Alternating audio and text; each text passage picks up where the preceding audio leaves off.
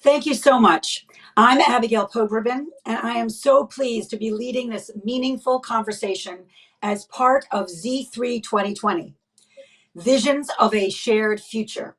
Our talk today will be about what does a modern, vibrant, sustainable Judaism look like during this era of COVID and beyond it. Two of my very favorite authors, Micah Goodman and Sarah Hurwitz, will discuss the immediate challenges of Jewish observance, faith, identity, and community, both in Israel and the United States. So welcome, everyone. I have the honor of introducing our guest today, and unfortunately I have to introduce myself, which doesn't feel very Jewish. It feels very hubristic, but maybe that is kind of Jewish at times.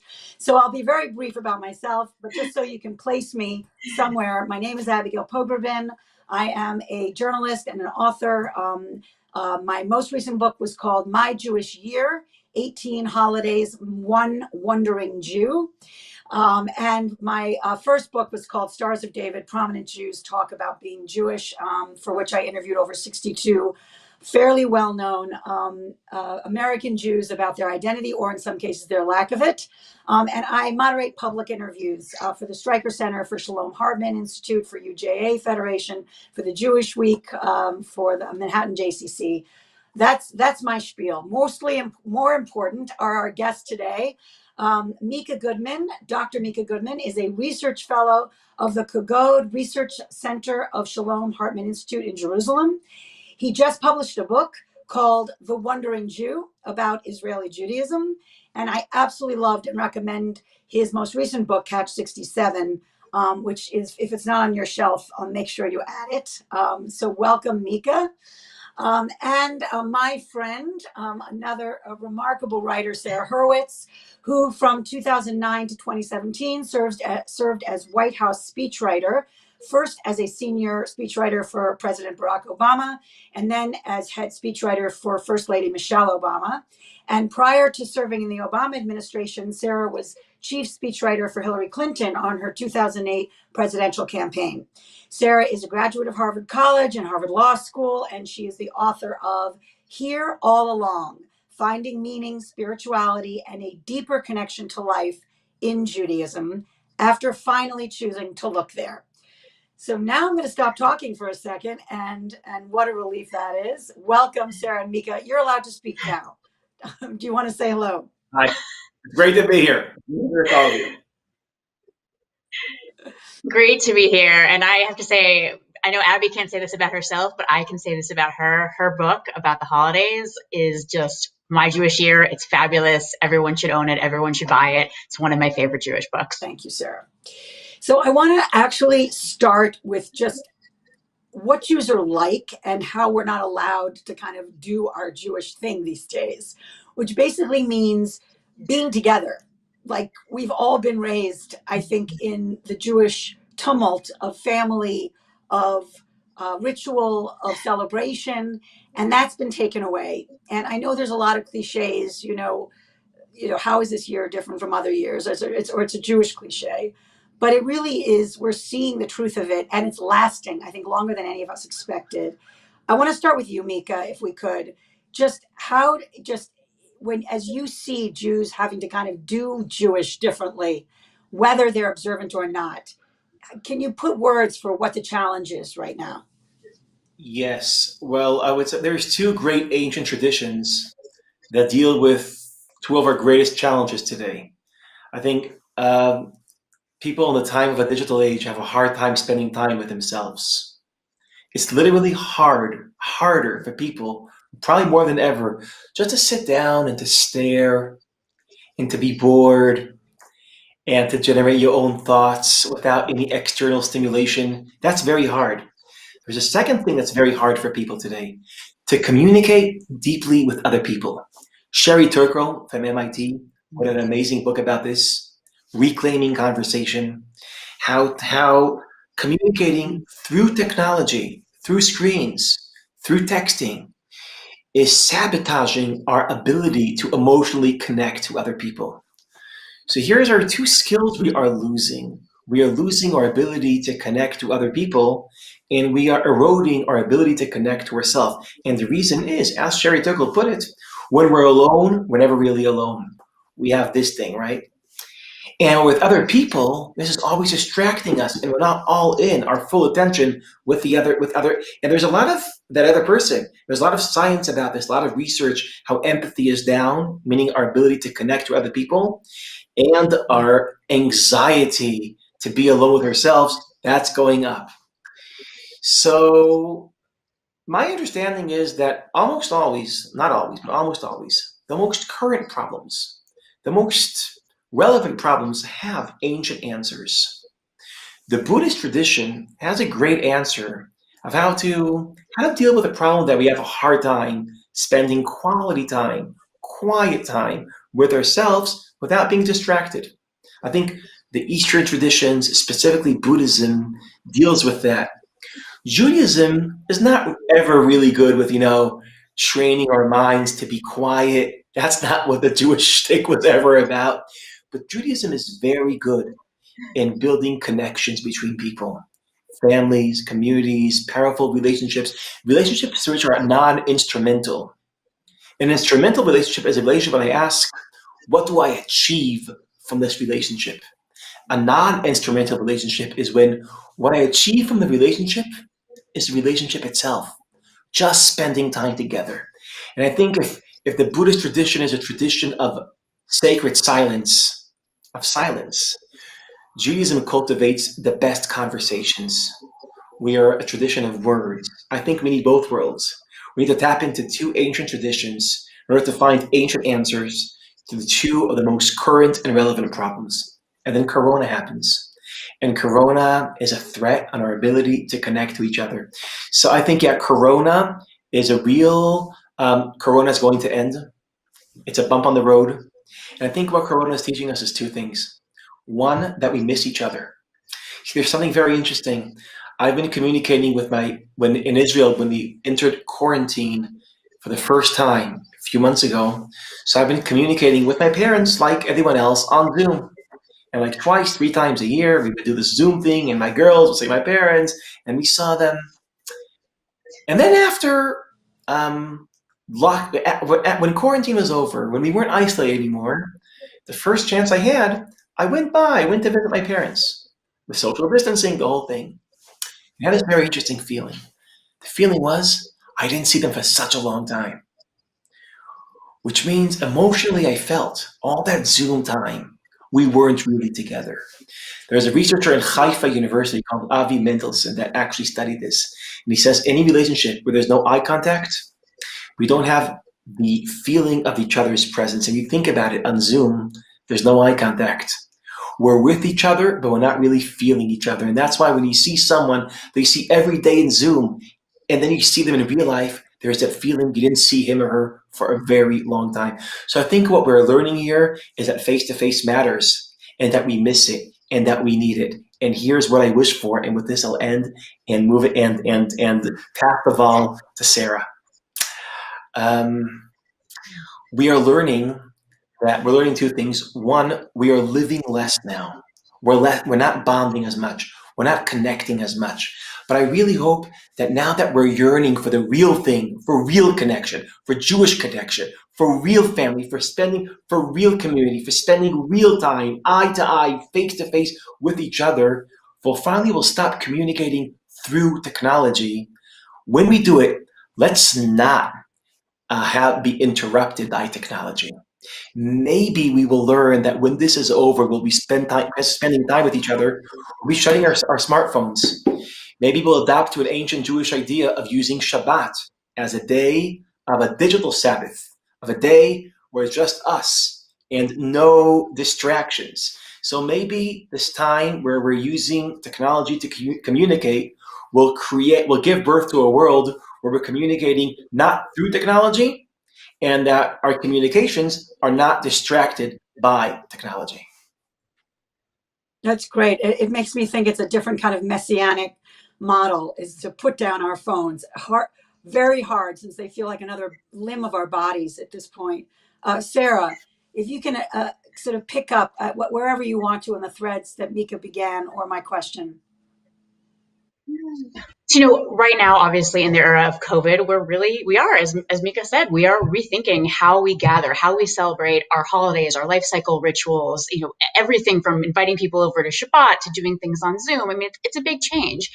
And just stepping back a minute, when I think about the course of American Judaism, I see us kind of leaning into this idea of peoplehood. In America, there's almost been this idea of the quote ethnic Jew, like Judaism as an ethnicity, which is not true. Jews are every race, every ethnicity, obviously. But I think in some ways in America, we've really kind of almost defined Judaism as a kind of American style ethnicity. And that's not really sustainable in a country with such a strong assimilationist pull. If you ask people, 150 years ago, it meant a lot that you were Irish American or Italian American or German American. That was the center of your identity. Very few people define themselves that way anymore. And now we're hitting generation 3, 4 with American Judaism, and you see people saying, "Oh, I'm a cultural Jew. My dad's Jewish. My grandmother was Jewish. I'm Jewish by heritage." I've heard that a lot, and that is not particularly sustainable. So when I see Jewish rituals, holidays, life cycle rituals that are almost like cultural rituals, almost quote ethnic rituals that aren't particularly meaningful, I think it's going to be very hard to sustain that. I mean, it's kind of interesting to me that Jews, sort of dutifully show up for Rosh Hashanah and Yom Kippur each year and sit and nod and do the responsive reading. It's sort of this dutiful thing that we do. And I think very few people walk away feeling radically transformed by this, which is really quite troubling when you think that Yom Kippur is essentially this 25-hour death meditation, where you're really meditating on the fact that you might die soon, and what does that mean, and how have you lived your life, and who are you, and what do you want to be? That should be a really wrenching, powerful, transformative experience, and instead it's just kind of a little bit boring. And so, when even that is taken away from us, and we kind of try to move that online, I think it actually puts into kind of sharp relief what it means when we have rituals that we don't really understand, when we kind of vaguely feel like cultural Jews, but don't really know what that means. And we're kind of vaguely proud to be Jewish, but we don't totally know why. Maybe it's because of the Holocaust, or, that's not going to be a sustainable Judaism in America. So, as we are kind of realizing this, now that we've actually had to really think about, okay, how do you do Yom Kippur when it's online? How do you do Passover when it's by Zoom? What do these holidays really mean? What I'm hoping is that this will spark a real yearning for some Jewish literacy, some real understanding of the profound moral and ethical and spiritual and cultural lessons behind these holidays. Because I don't think people are going to continue to do Judaism just because they feel vaguely Jewish, or because Bubby was Jewish, or because of the Holocaust. I think they'll continue to do it because it's transformative, because it provides them with important lessons for how to be human, because it provides them with real, deep, meaningful community that meets their very human needs for support, for companionship, for wisdom in times of transition, from whether it's birth or wedding or death. And if we can't do that, if we can't translate it, I think we're going to be in a lot of trouble. So I want to just follow up, because both of you are really highlighting, like, focusing on what we've realized we're missing during this pandemic. And so I want to just go a little deeper into that, because I think it's going to resonate for many people watching this, that it's very much in high relief now, things that they took for granted that they now yearn for. Micah, you talked about connection, and Sarah, you're talking about, in a way, like something was given to us when we had these rituals and we showed up for them, and now we can't show up for anything. So it's kind of on us to find, like, where's the meaning without that, being in synagogue at 9:45 a.m. for those for whom the structure was their Judaism.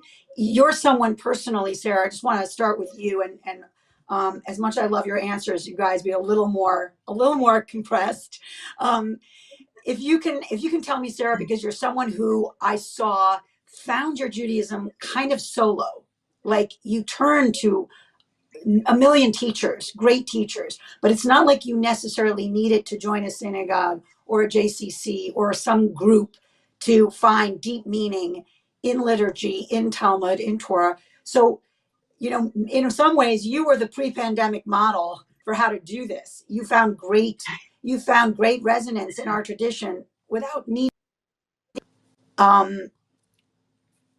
So can you just speak to that, to kind of being able to do Judaism in Yeah. this moment without the structures we're used to? Yeah, and I think, I don't think I'm unusual. Many American Jews are not members of any kind of Jewish organization, a synagogue, any other Jewish organization. That's actually quite common. I think it may even be the majority. In fact, I'm pretty sure it is the majority of American Jews who don't have that kind of formal institutional connection. And, for those who do, and it's well developed, that's great. But for the rest of us, I think oftentimes trying to kind of walk into one of those institutions can be a bit alienating. You don't know the vocabulary, you don't feel kind of comfortable, you're not Jewish enough, or you're like me, you're not married, you don't have kids. So what is a synagogue going to do with you? It's like, well, you don't have kids for the preschool, you're not old enough for the senior citizen stuff. Like, it's what are you even doing here? And so I do think there is a model of kind of an on-ramp of understanding Jewish wisdom, of learning about what Judaism has to offer you to help you be a better person, lead a more meaningful life, find profound spiritual connection, not just God is a man in the sky who punishes people, but what Judaism actually says, which is actually quite diverse and sophisticated and profound. And I think that can be a really good on-ramp for people who aren't necessarily institutionally connected. Now, is that enough? No, I don't think it is. I think community is quite central to Judaism. I don't think you can necessarily do Judaism entirely absent from community, however you define community. But I do think it's an interesting model, and it's one that actually involves learning the Jewish wisdom that transforms your daily life.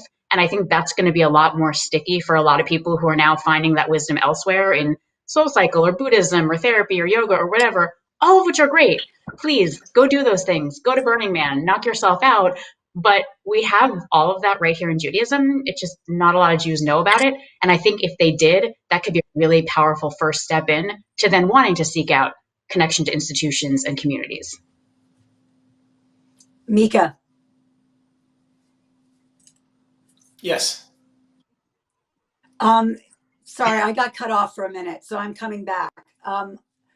You talked about this disconnection that we're in, and I was listening to one of your teachings for Hartman, where you talked about this deficit of empathy and how it kind of clashes with the tribalism that has also reared its head, I think, in these last few years. Can you just address the ways in which, in this time that we're living through, there are these kind of opposing forces of empathy and kind of, I don't know, siloing is the right verb. Yes, interesting. I think me and Sarah are going to be speaking. We have different, where we understand the role of Judaism today. I think we have a different emphasis. We both said Corona, well, we're taking a break. And I said we're taking a break from connection and community. And she said from synagogue and institutions and rituals. And I said maybe we're missing relationships. And she said maybe we're not missing our rituals and we should rethink them. And that's very, very interesting. And I want to take this here also. I'm gonna make the community argument now. And we're living in the last decade, two things on the rise. One, loneliness, and two, a sense of tribalism. And it seems like there's obviously a contradiction between the two, right? Now, loneliness, people feel unseen, anonymous, have less best, like this. There are a lot of statistics here. People, especially in the United States of America, feel like they have less best friends, less connected to their own family, less meaningful conversations with other people. Loneliness is on the rise. There is an important book called The Lonely American. Robert Putnam is writing about this. Loneliness is on the rise. At the same time, tribalism is on the rise. Political tribalism, where you're trapped in a digital tribe that's filled with two things: a very strong sense that you are right, and a very strong sense that the other people from the other camp, it's not that they're wrong, it's that they're dangerous and they're threatening.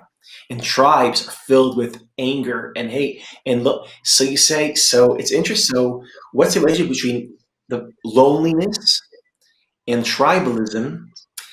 Well, I think belonging to a strong political tribe filled with rage could create the illusion that it's the answer to loneliness. But as Chief Rabbi Jonathan Sachs put it in a very powerful way, the difference between community and a tribe a sense of tribalism, is that what unites a tribe is a shared hate, and what unites a community is shared love.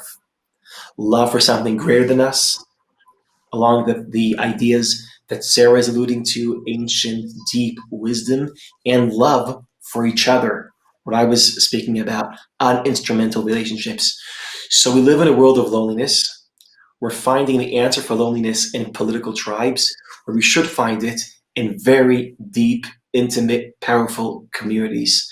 So reviving the idea of community, of belonging to a community. And let me just pause a minute to define community. Yuval Noah Harari has a great description. He says a community is a group of people that gossip about each other. And I think it's an interesting definition, but I think what he really means, and this goes deeper, it's a group, it's where you're not anonymous, where people care about each other. They're so curious about each other that they share information about each other. It's where you are seen and where you see, and where you're not anonymous and the relationships are not instrumental. And I think developing community, that's the answer to tribalism, and it's the answer to loneliness. We don't need tribes, and we don't need to be alone. We need communities, and I think what Judaism always did at its best was form powerful communities. And I know you asked me that. I just want to say one thing to Sarah. These rituals we need to rethink. So there's two ways to think about what is a ritual, what is a religious ritual. So some people, which are more religious and more spiritual, would say a ritual is something that connects you to God or to the mystery or to the universe. But I think what rituals really do, it connects you to the other people that are practicing the ritual with you. It's a glue that connects people together. I think it's not that communities create rituals, it's rituals create communities.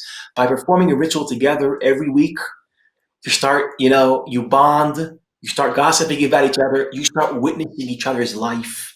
You liberate each other from being anonymous. And that's, I think, the real power of rituals. And if you're right, Sarah, if Corona means we're on a break from rituals, it's an opportunity to rethink our rituals and to reinvent our rituals and to empower rituals. That's very important. And that connects what you said to what I'm saying.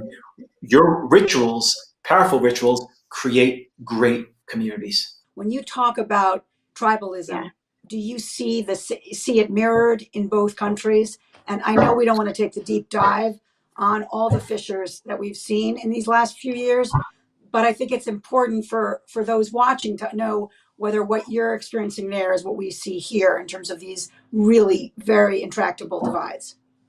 It's actually different. Obviously, American politics is very polarized and Israel's politics is very polarized. But there's a difference. In America, I'm an Israeli, so if you feel like I'm not accurate or understanding of America, that's fine. But in America, the way I understand, on the political level, there is division and polarization because the country itself is polarized.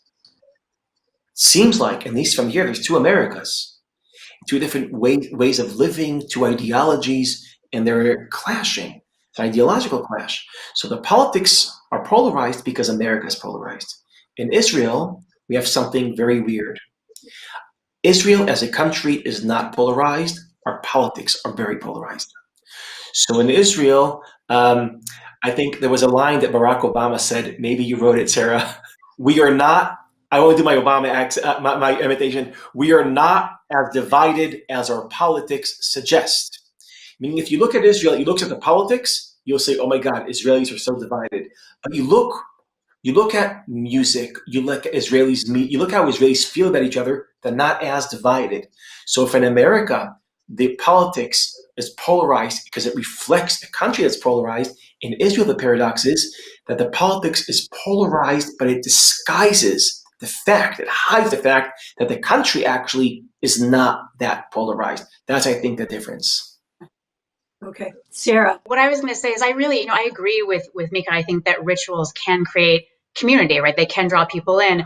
The problem is that, I think, to be totally honest, the vast majority of American Jews know very little about Judaism. So, to walk into a Kabbalat Shabbat service where you don't understand the prayers, you don't even know what Kabbalat means, it's kind of, what's really the point? And also, keep in mind, 72% of non-Orthodox Jews in America are married to people who are not Jewish, who have communities as well. And, we all have friends who are not Jewish. We have lots and lots of choices as to where we can find community. I don't have to have community with other Jews. And if I'm someone who doesn't really understand Judaism, for whom Jewish rituals aren't particularly meaningful, then why would I who have this vague ethnic, identity, what really is that where I'm going to find my community? Why not go to my soul cycle class, or my, my meditation group, or my, pick your thing. So again, like, if people don't know what Judaism has to offer, if they don't know why it's transformative and meaningful, if they're not in love with it, I think they will go elsewhere for community. And I would understand that. Mm-hmm. So and by the way, in terms of polarization, but I was just going to say, I think one of the biggest divisions in American Judaism is not so much the denominational division. It's the division between Jewish insiders and Jewish outsiders, between people who are, somewhat knowledgeable about Judaism, feel comfortable in it, know enough about it to be moved by it, to love it, and those who really don't, right? Who are disengaged, who maybe show up twice a year or don't show up at all, who are kind of, half-hearted ethnic Jews, whatever that means. I think that's really the biggest divide. Sarah, would you say that if American Jews don't learn, expand their knowledge, their understanding, their appreciation for Jewish wisdom, for Jewish tradition, for Jewish rituals, so American Judaism doesn't have a real future, a real viable future? Is that fair to say? That the future of American Judaism No, I think it does. deepening your understanding? I think it does. No, I think it does, but I think it's going to take an effort of epic translation. I think we're actually really going to have to work to translate Judaism for American Jews. We don't proselytize, which I'm very happy about. I'm not a fan of that. But because we don't proselytize, we don't necessarily have the most well-developed language for teaching Judaism for people who know nothing about it. And we're going to have to really work on that. And I say this as someone who had very little Jewish background. I went to Hebrew school. I grew up. I went to the synagogue twice a year, but I didn't know anything. If you ask the average American Jew, what does Judaism say about how to be a good person? Social justice, tikkun olam. Really? That's what you got? What does Judaism say about God? Man in the sky who punishes people. I don't know. I guess I'm agnostic. Really? Two of the most important questions any human being can ask themselves, and the average American Jew doesn't have a clue. How is that sustainable? I think until we translate this for, smart, thoughtful people and show them what this has to offer them, I do think it's going to be tough to sustain this. I want to just pick up on I want to ask both of you, Sarah, you just mentioned Tikkun Olam.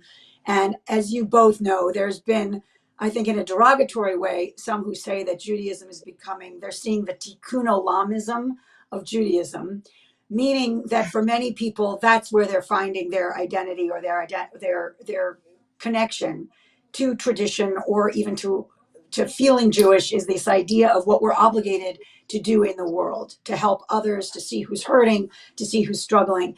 And that those who say, I support that, but that's not particularly Jewish. The idea of being Jewish has got to be connected to the religion. It's got to be connected to Judaism. So let's start with you, Micah. Do you see that Tikkun Olamism happening, wherever, from the vantage point of being in Israel or looking at America, and does it worry you? So I'll speak as an Israeli, okay? In Israel is so different than America, and the kind of Judaism that is developing here is so different. The challenges we have are very, very different. In Israel, Judaism is not something you have to fight for in order for it to be a part of your life. Like Sarah was saying, if we're not going to fight for this, if we're not going to reinvent this, if we're not going to explain this, if we're not going to translate this to the new generation, we have no future. In Israel, let's say in Israel, even if we won't translate it and we won't make it exciting, it's going to stay there. It's going to stay there. You know why?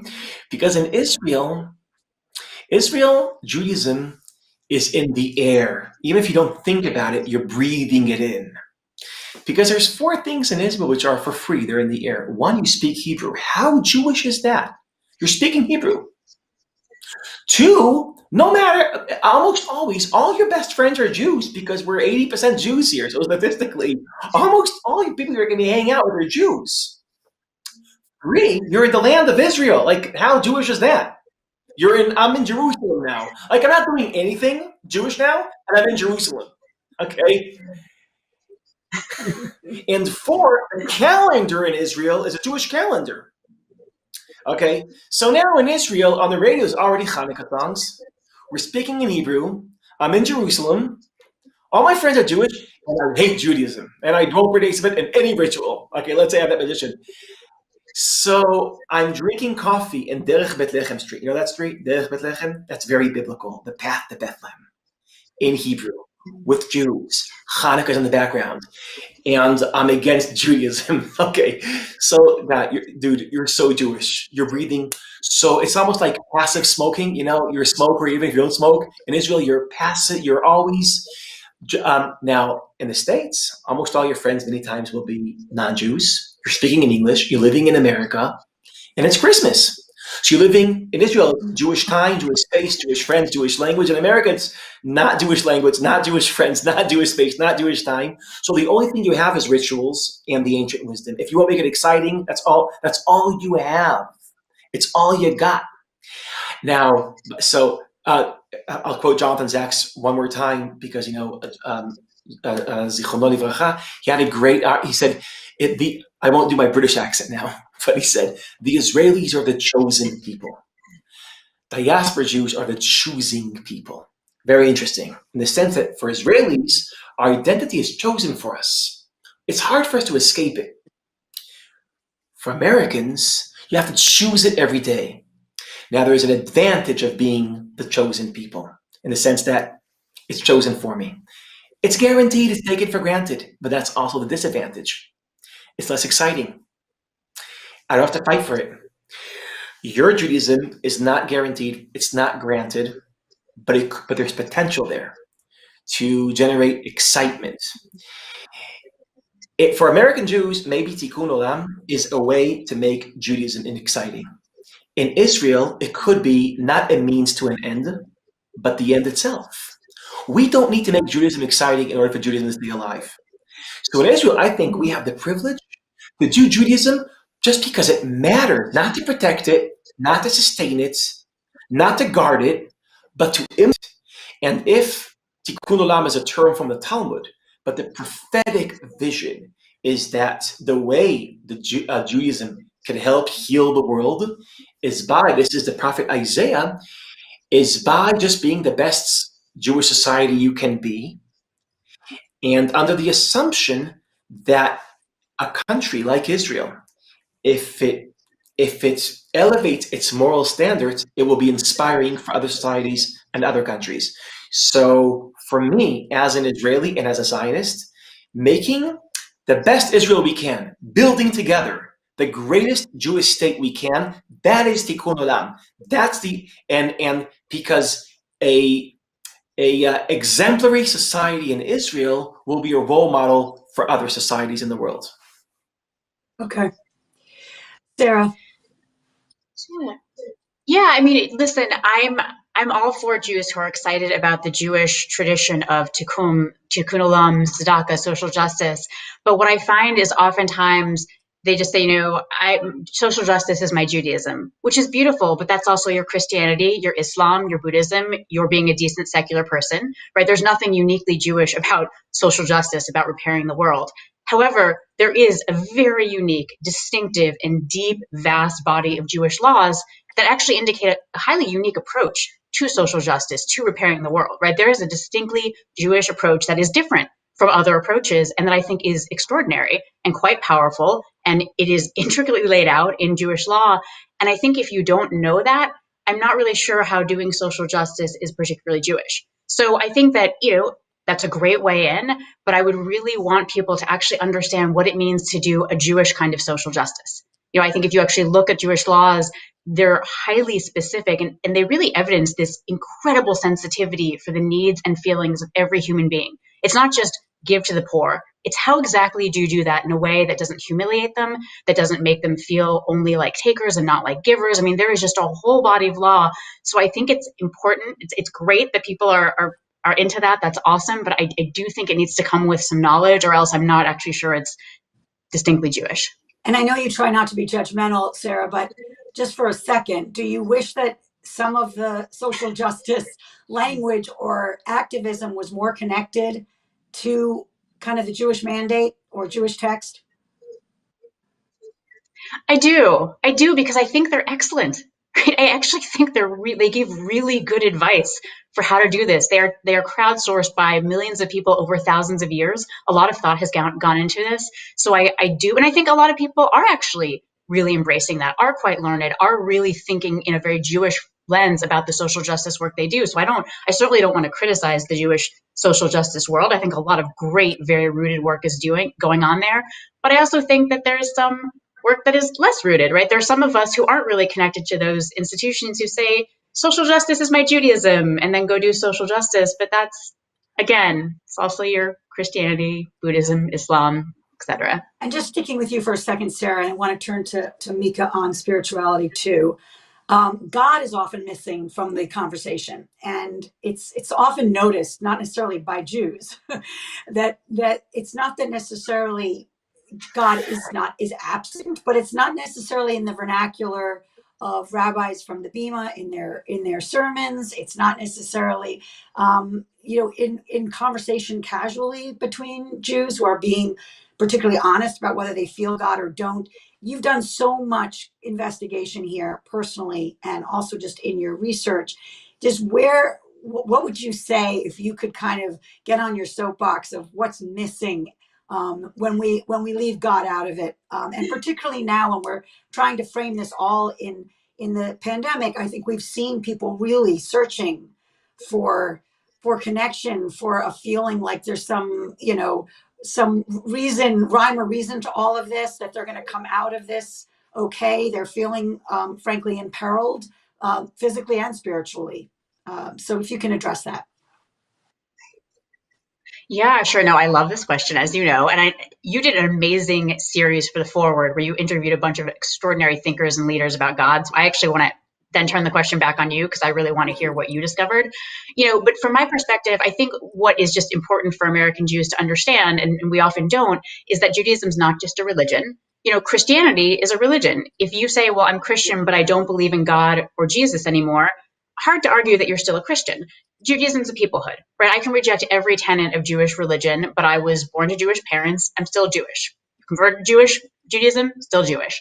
So, for me, I think one of my biggest frustrations is that there is this basically epic, awkward silence around God and Judaism, which is why I think you see so many Jews going to Buddhism, Burning Man, Soul Cycle, yoga, all this other stuff, because we're spiritual creatures who have spiritual needs and yearnings and longings, and we're not getting those met in Judaism. And I think that is tragic because we have just an extraordinarily rich body of theology and spirituality. So many Jews don't realize that we as Jews have the humility to say, you know what? Whatever this God or divine is, it is so far beyond the capacity of our tiny little human brains to completely define, categorize. We don't have some rigid dogma or creed or statement of what God is, right? That's universally accepted. We instead we don't do theology, systemic theology. We more do commentary. So what we have instead is centuries of thinkers, leaders, rabbis articulating conceptions of the divine that accord with their understanding of Jewish tradition and their own lived experiences. So I'm very moved by many of these ideas. There's the mystical idea that we're all God. You're God. I'm God. The man on the street who I pass by who asks me if I can spare $1, that man is God. Right? That's a very powerful idea. There's Martin Buber, who says that God is what arises between two people in deep relation, fully vulnerable to each other, fully seeing each other. What arises between them is God. Mordecai Kaplan, who says that God is the process by which we each become our highest and truest selves. I don't think you take any of these literally, right? But there is this diversity of theology and spirituality that many Jews don't know about. And if they did, I think they'd be quite moved. And secondly, experience is really important. If you have no felt sense of the divine, you can just read theology all day long and it's not going to really do much for you. So I think that actually theology can be sort of a gateway to better understanding experience, just as like divine experiences can then lead you to theology. But, for me, engaging in the Jewish meditation world has actually opened up an entire realm of Jewish spirituality that has led me to what I felt were just brief glimpses, felt senses, ways of understanding the divine that were quite powerful. And I think that all of this has just made Judaism much more vibrant, much more relevant, much more meaningful. It has sort of taken it from this black and white two-dimensional thing to something that's in color in three-dimension. And so I think that spirituality can really make Judaism come alive. So what I wish was that more Jews realized just the depths and the intelligence and the sophistication and the humility of our approach to God. I really wish that people understood that, because I think if they did, Judaism would seem a lot more attractive to a lot of people. And Micah, I've never actually heard And you. Abby, what did you? What? I'm ducking, but Sarah's wonderful invitation. But thank you for mentioning the series. For Micah, I will It's circle back. great. I will circle back to me. But Micah, I've not. I admit, and I was doing a fair amount of research on you. It's hard to find your own faith in a lot of what you've written or talked about, just in terms of this kind of language. And so, can I put you on the spot a little bit? To just talk personally, in addition to kind of the landscape of spirituality? Thank you for the question. It's actually, I'm always dodging this question. What do you believe in? Who's the God? Do you believe in God? I'm always like, well, Maimonides has a theory, and Rabbi Yehuda Levi has a theory. I think there's not, Sarah was mentioning a very powerful Jewish understanding that we can't understand God. And that God is beyond our imagination, our intelligence, our language, our words. In the Kaddish, we say, Le'eila min kol birchata v'shirata ushbechata v'nechemata, which means God is beyond our praises. Maimonides says, he quotes a verse from Psalms. It says, because God is beyond your ability to praise, the only true praise for God is silence. Licha dumiyat tehila. It's a verse from Psalms. True praise is not praising at all. It's silence. And that connects, Sarah, to your experience of meditating, of being present with God, not with words, but with silence. I want to add something, another theological layer to this understanding.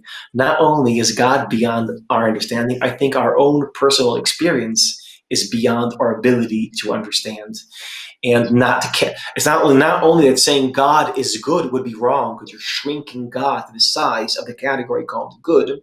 Also saying I'm a believer shrinks my experience into a category of believing.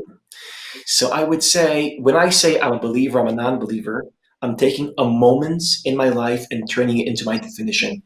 I think, I'll just speak for myself, I think I speak for many people. We have moments where we feel the sense of the divine.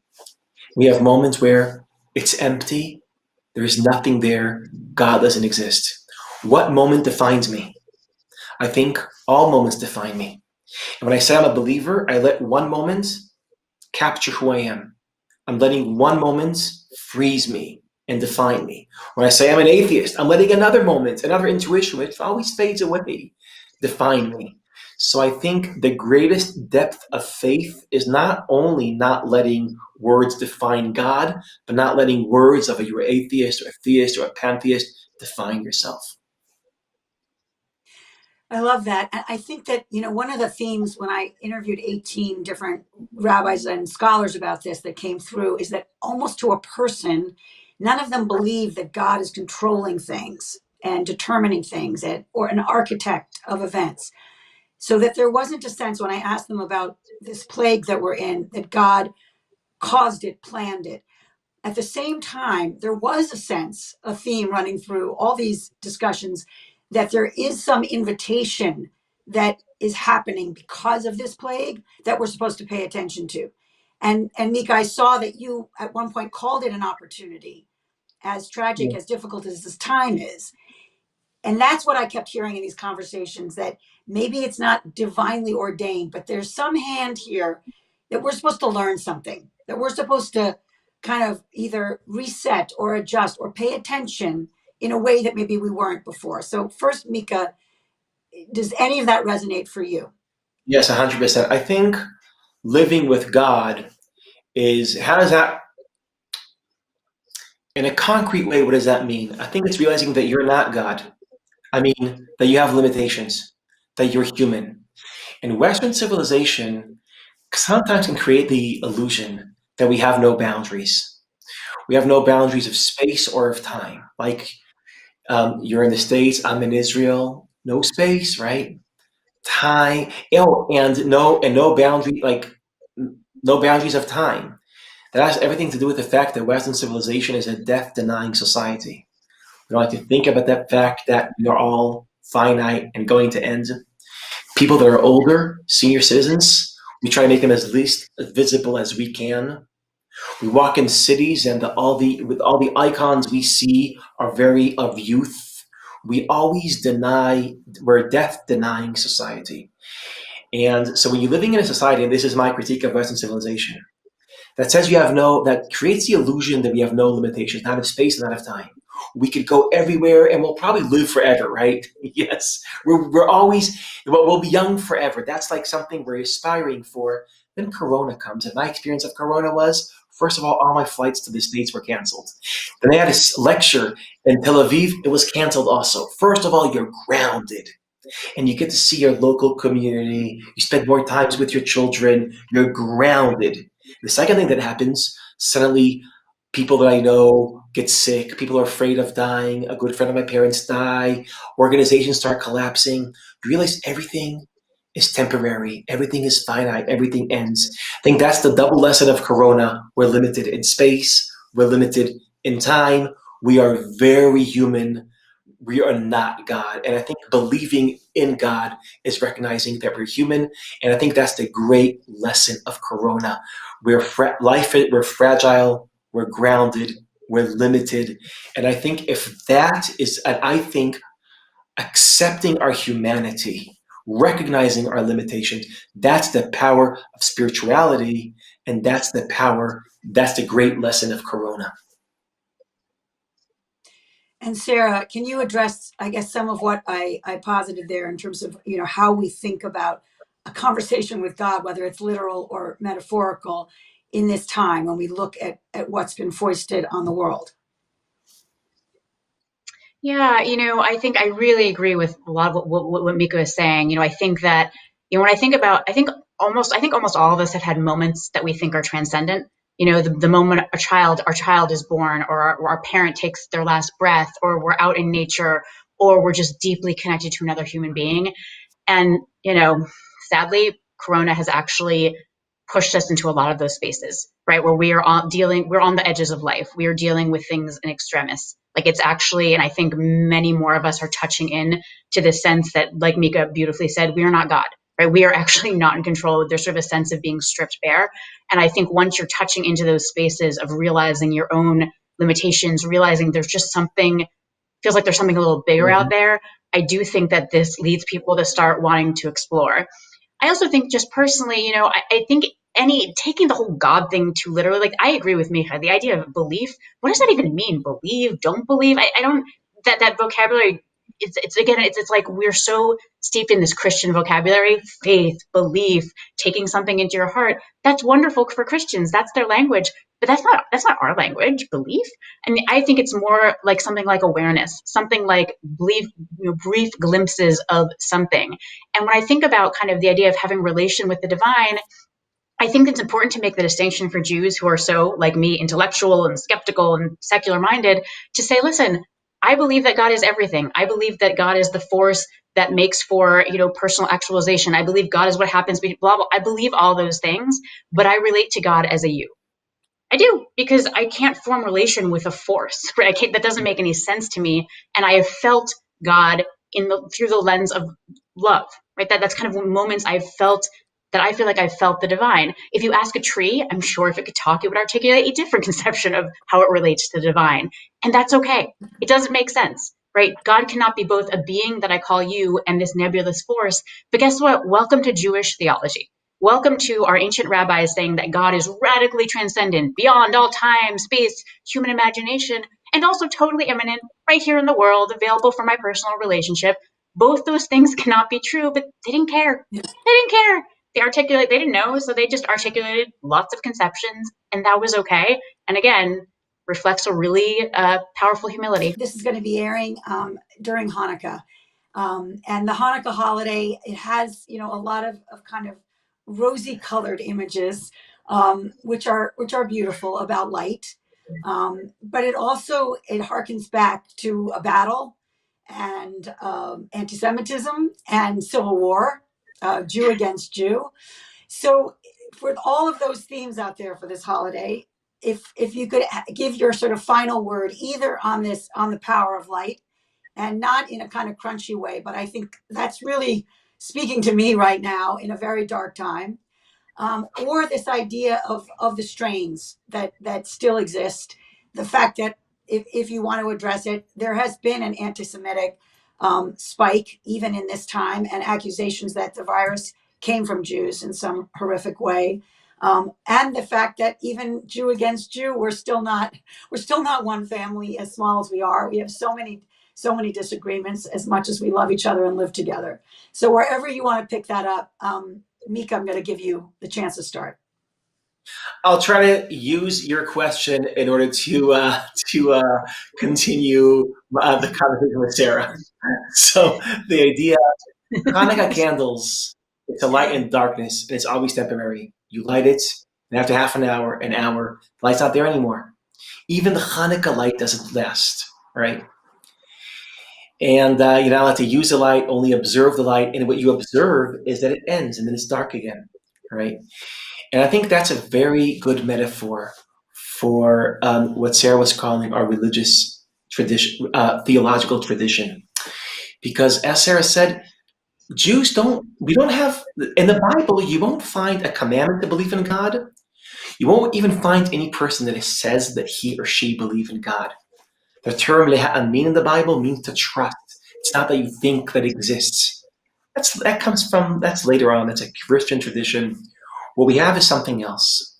We have a call to experience the divine. There's a verse in Tehillim, in Psalm, that says, Ta'amu u'ukitov Hashem. Ta'amu means taste it. It's not something that you think. It's something that you taste. Like tasting honey, tasting sugar. Taste the divine. Now, Rabbi Abraham Joshua Heschel says that we all have moments where we feel something. We feel we're not alone. But like Hanukkah candles, those moments evaporate. William James speaks about the religious experience as something that always ends, like a dream, like where was it? Where did it go? And what is emunah? What is faith, said Heschel? It's having loyalty to the moments of certainty after they fade away. And maybe that's what we take from Hanukkah. There's light, it's dark again, but we're still loyal to the light. We still believe. Even in the moment where that moment of certainty faded away, I'm loyal to the moment even when it's not there.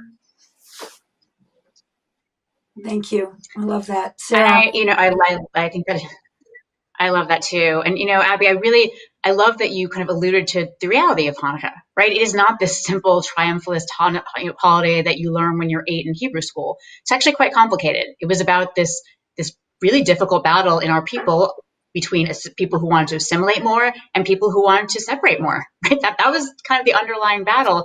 And that's actually still an important question today, right? That's the deeper meaning. But how many Jews actually know that? How many Jews actually know that history, know that tradition? Very few. And so the holiday becomes about presents, and it's not really that deep or that thoughtful. And you can kind of take it or leave it. It's nice to have for your kids to have something that's not Christmas. That's nice. But I think the deeper questions are exciting for adults. I think they're meaningful for adults. And I think that is true of so many of our holidays and rituals. And that's really what I would like to recapture, those kind of deeper spiritual, ethical, moral, cultural questions that underlie these holidays and what they tell us about what it means to be human and how we today should be living our lives. So I appreciate that kind of gesture to the complexity that we offer, and I kind of yearn for more of it. Sarah, Micah, thank you for this conversation. You have given us enormous light, despite all of the clouds that we're experiencing and still on the horizon. And I want to thank Z3 2020 for convening this today and all of these conversations. They are keeping us alert and keeping us connected. Happy Hanukkah, everyone. Happy Hanukkah.